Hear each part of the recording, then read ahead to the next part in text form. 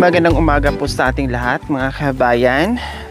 Meron na naman tayong bisitahin dahil meron tayong naitampok isang pamilya ng mga katutubong Aitas na si Ate Hazel po mga kabayan. Isa sa sponsors po natin na nakita yung kanilang kalagayan, no? Yung sitwasyon ng kanilang bahay, no? At agad-agad nagbigay ito ng pagmamahal sa kanila, no? Nagbigay ng budget para i-renovate yung bahay nila na ang importante po mga kabayan ay malagyan ito ng dingding, no, na hindi naka-open dahil malamig dito sa bundok at kawawa yung mga bata, no? Kaya minabuti at request ng ating sponsor na si Ma'am Maricor Shenviger and Ma'am Katarina Shenviger ng Estrella po mga kabayan. Maraming salamat po sa inyo. Dito ang puso.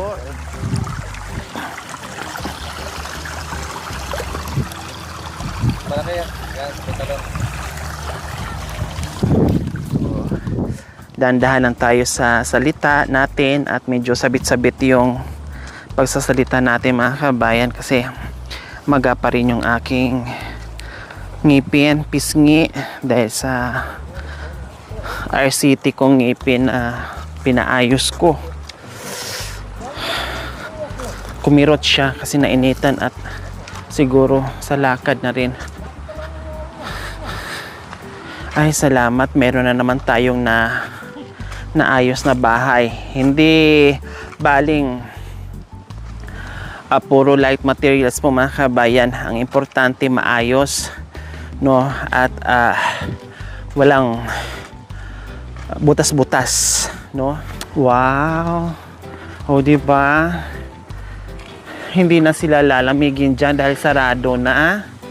Ayan po, malayo pa lang. Oh, ang cute. Maganda, cute at tumibay na, no? At higit sa lahat, hindi na sila malamigan dahil naayos na. So ganyan lang, no? Maganda at simpleng bahay kubo. So ayan po mga kabayan, yung dating butas-butas, yung dingding, pati yung sahig na ang laki ng awang, no? Meron lang kapirasong matutulugan. Ayan, mula doon, no, ay wala nang butas. Wow, ang ganda no, no? 'Di ba? Malamig yan mga kabayan. May bintana naman siya nandito sa kabilang side, no? Malamig. Ayan, tapos ito at malinis. Ayan ang gusto ko, no? Simpleng bahay pero malinis. Oh, wow. Gusto ko 'to. Hi, Hazel. Magandang umaga. Gustong-gusto ko. Pwede ba sa akin na lang itong kubo mo? Pwede ang naman ganda po. naman ito, oh. 'Di ba? Walang init at Ay, fresh na, air. tita. Oh. Pwede rin gumawa dito ng tindahan. Ano siya yung? Oh, 'di ba? Parang tindahan na rin. Para at least maganda. At dito naman sa loob, ayan, ganyan lang. No, naayos na rin dito, nalagyan na nila kasi wala yan. No, nalagyan na rin nila diyan. Sabi ko kahit kawayan, no, at malamig naman yan. Pati ito inayos na rin nila. Ayan. Then ito yung yero na binili natin kasi itong side na to, trapa lang to. So ngayon niyero na natin. Then, may division pala, Zel. Nilagyan mo pala ng division. Opo. Oh. Okay. So dati ito yung butas-butas. O ngayon, tingnan natin kung matibay ba. Akyat ako sila. Sige po. Oh, 'di ba? Kahit maglulundag ka dito, hindi mo kayang sirain, no? Kahit maglulundag ka, matibay na. Tapos nandito na rin. Yan na yung pinaka-kwarto nila diyan. Tapos dito din, 'di ba? Oh, Diyos ko, fresh. No? Ang saya-saya naman. Wow! Ano to? Puno na to? Wala pa po. We wish you a Merry Christmas. Ang laki naman ng alkansya. Pero ang laman, Piso lang po. siguro piso lang ang nandito. No, sayang yung mga barya ko na doon sa sasakyan, ang layo-layo. Lagyan natin, dagdagan natin to. Oh. No. Ay, may barya pa ata ako dito. Ay! May barya ako.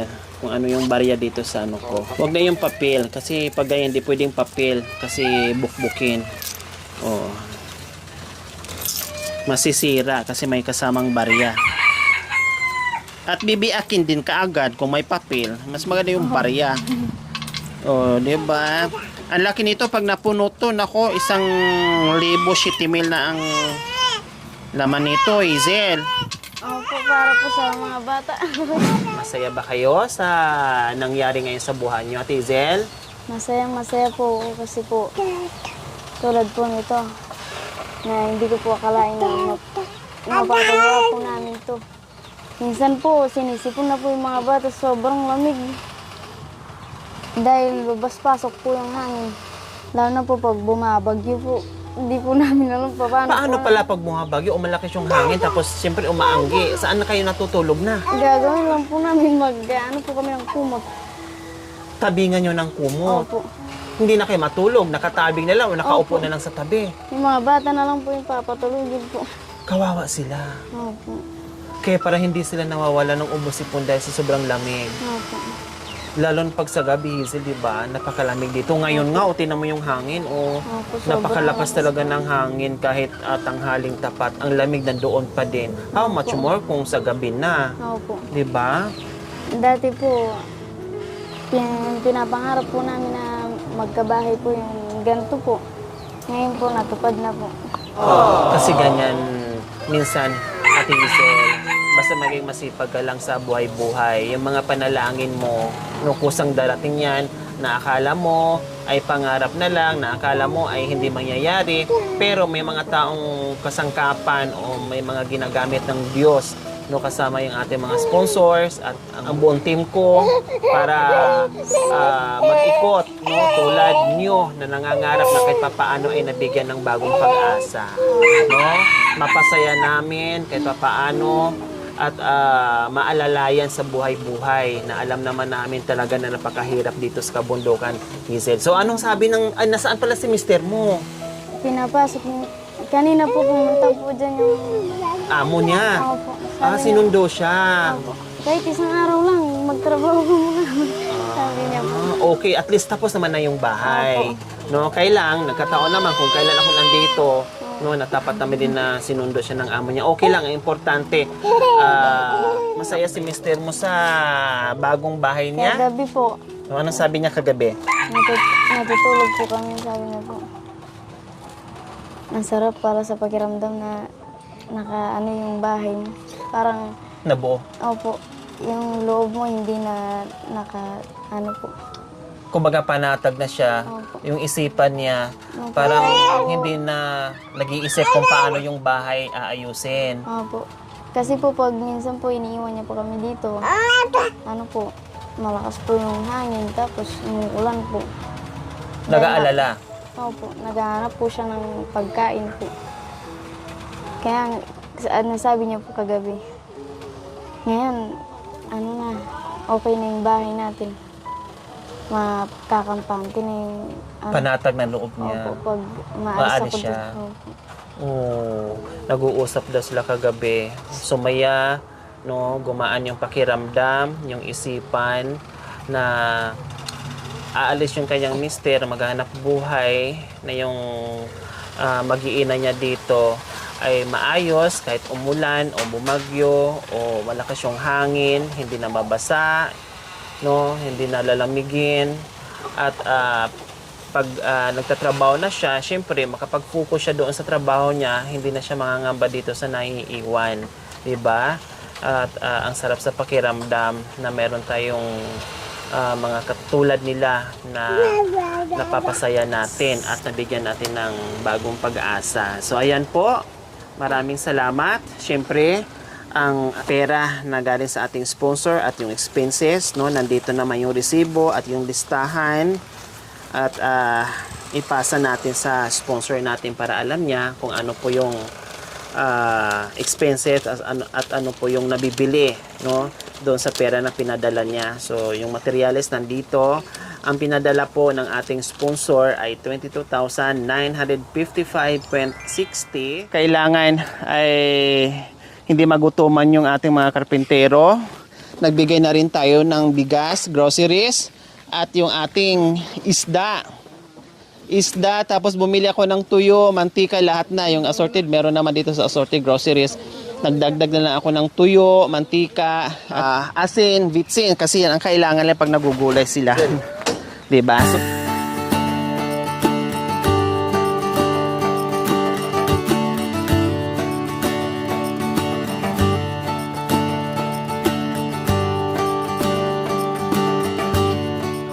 tapos nagdala tayo ng grocery nung nakaraan, no? At bumili tayo ng isda, ano pa ba, mga tuyo o asin, yung dala natin nung nakaraan dito, tapos materialis, no?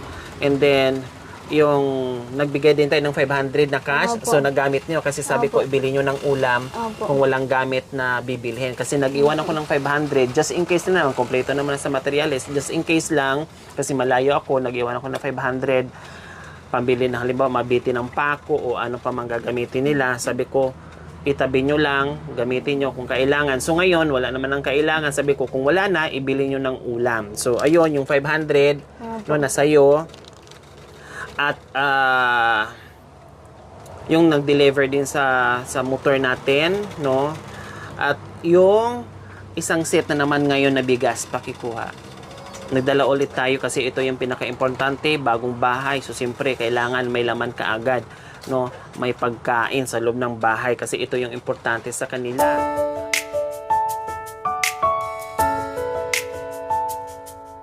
Ang naiwan po doon sa 22,955.60, no, ay 10,028.60. Hindi pa ako nagbigay doon sa gumawa ng bahay. So mamaya, no, ibigay ko muna ni Hazel. So mamaya, pag-usapan nila kung magkano ang ibigay niya doon sa tatay niya and mga kuya niya na tumulong dito. Siyempre, meron din sila kasi hirap din sa buhay at hindi naman mabubuo ito. No, sabi ko nga sa kanila at sabi nila, marunong naman yung tatay nila, no, kaysa kukuha tayo ng gagawa, ganun din magbayad tayo doon. So bahala na si Ate Hazel magbigay doon sa tatay mo at ano ha, yung mga kapatid mo. Okay, so yung 10,028.60, ito po yung naiiwan doon sa pera nila. 1, 2, 3, 4, 5, 6, 7, 8, 9, 10, 28.60. So wala tayong barya. 10,050 ang cash na hawak nyo ngayon, Ate Hazel.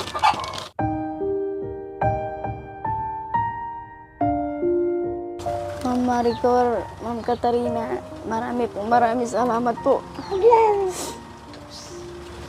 Kayo po, Ma'am Lori, maraming salamat din po. Kasi po, kayo po yung naging tulay ni God para matulungan niyo po kami.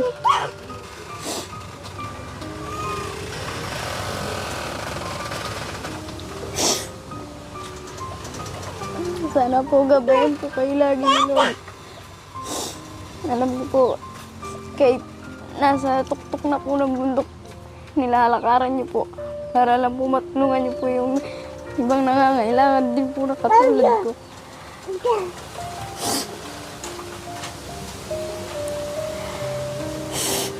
Yun lang po. Maraming salamat po. Ayan, so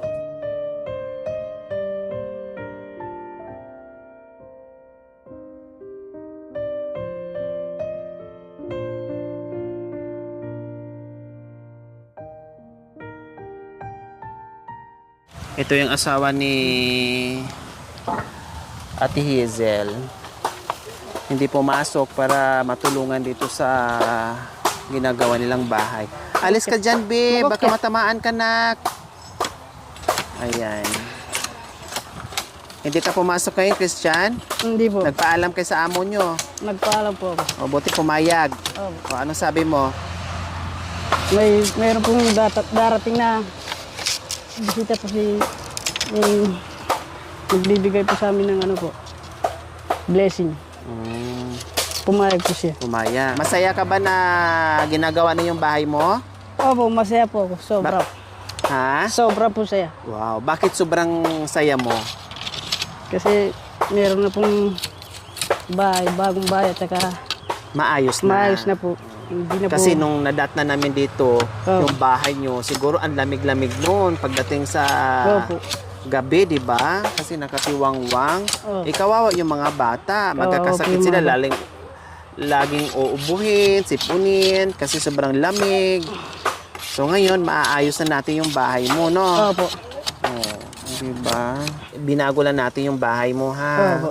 Pero wag ka muna magdagdag ng Opo. anak, ha? Opo. Tama muna, ha? Opo. Kasi kawawa. 'Di ba? Kawawa buhay, tapos maraming anak, kawawa mga bata. Paano na? 'Di ba? Tapos hirap ang trabaho. Opo. 'Di ba, Christian? Okay. Sobrang na-appreciate ni Hazel, no? Sabi ko nga kanina, nag-uusap sila mag-asawa, panatag na yung loob nila at okay na yung hahanapin nila yung pagkain ng sa araw-araw. Kaya gusto ko na sabi ko kanina sa sarili ko, ibili ko sila ng mga gamit, pero sabi ko ayaw ko sila na lang para at least makababa man lang sila paminsan-minsan, makapunta ng bayan, maipasyal yung mga bata, no? At makapamili, maranasan nila na bumili na sila para sa gamit na dito sa loob ng bahay na hindi na nagagawa yon. Sabi ko, sige, sila na ang bibili, no? Ipaubaya ko na sa kanila para naman makapunta ng bayan, makababa sila ng bayan. Isa sila sa nabigyan ng bagong pag-asa, no? At nakita ng ating sponsor yung kanyang kalagayan at ito nga pinagawa yung kanilang bahay. Tamang-tama po talaga, no? Napaka-timing po talaga mga kabayan na Pasko, bagong taon. Ito na yung pinakamalaking regalo sa buong buhay ng mga kabayan na pinagkaloob ng ating sponsor na si Ma'am Maricor Schenviger and Ma'am Katarina Schenviger from Australia. At syempre sa ating Panginoong Diyos, okay? Kaya maraming salamat po sa inyong ginintoang puso. Naway pagpalain po tayo ng Panginoong Diyos araw-araw. Naway ibigyan po tayo ng kalakasan ng katawan sa araw-araw. Naway ibigyan po tayo ng mahabang buhay. Upang sa ganun, marami pa tayong matulungan na gaya nila. So mga kabayan, huwag niyo pong kalimutan, paki-share at subscribe sa aking YouTube channel, Lori Aquino Talita. Maraming salamat po, Gabi sa Sol. Bye, Bye-bye po. Ate Hazel. Bye-bye, bebe. Hindi ka na Bye-bye po. lalamigin, hindi na mababasa sa ulan. Oh. At saka masaya na si Mama. At saka Tatay Robert, ano sa pakiramdam nyo na may magandang bahay na yung anak nyo? Ako po ma'am, naalis yung problema ko sa kanila na napamaganda po yung kanilang tiraan. Alang-alang po sa inyo. Pangalawa po sa Panginoon na binigyan niyo po sila ng pambahay. Kaya po ako tuwan-tuwa po ko sana sa inyo. Sana hindi po kayo sasawa na tutulong pang iba sa kamukha namin ng katutubo. Para may pong para yung kung ayaw yung tulungan, kung doon sa lang kayo po, yung kaya nyo pong ibigay lang na, o hindi po sa persaan. Tama. Masaya po kayo, Tatay Robert, sa bagong bahay nila. Masaya po ako. Sabi ko nga, kaya pinagbutihan ko pong tinapos para hindi ko kung pag nandun po kami na nanay nila sa bundok, hindi namin sila masyadong naisip na kumisan, kung hindi siya maganda, kumisan, yung pumapasok po yung yan, mami, yung tubig pag umuulan. Tama. Ngayon, okay na sila. Hindi na po kayo namumblema. Hindi na. O hindi na kayo nag-aalala pag nandun kayo sa bundok, kahit uulan ng malakas, no? Hindi na sila mababasa. Hindi na sila. Ayan po si Tatay Robert, no? Tatay ni Ate Hazel, na isa sa gumawa, no? Talagang siyang nag-lead dito para mabuo at matapos yung pag-renovate sa bahay ng kanyang anak. Masaya na rin siya, no? At sabi nga niya, kung ano yung ibibigay, ay yung kung ano lang kaya ay buong pasasalamatan nila, buong pusong pasasalamatan nila. Tama yun. Kung ano yung ibigay sa atin o ipagkaloob sa atin na hindi natin inaasahang mga biyaya na dumarating sa buhay natin, pasasalamatan natin ng buo sa ating Panginoong Diyos. Kasi, ano na lang po yun swerte-swertihan na lang po talaga sa dami ng naghihirap ngayon, sa dami na nangangailangan ngayon, no? Ay swerte na lang kung isa ka sa mabigyan ng biyaya. Kaya tama yung sinabi ni Tatay, no? makontento sa anumang binigay na nagagaling sa ating mga sponsors at pasasalamatan. Salamat din tatay ha, Oo, marami na nandiyan kayo, nakagay kayo sa mga anak nyo. At sabi ko na kay Hazel, binigay ko na lahat ng pera. Sabi ko bahala na siya sa inyo magbigay. Alam ko naman, nakikita naman niya kung gaano kahirap yung ginagawa nyo, no? Kung gaano nyo pinursige na matapos yung bahay niya. Okay? O Oo. Nanay Mariette, nakita nyo naman yung before and after sa bahay ni Yes. Hazel. So ngayon, natutuwa po ba kayo na nabago na yung bahay ni Hazel? Oh, maganda na yung tulugan nila, yung mga apo ko. Naawa ko sa mga apo ko. Wala silang bahay.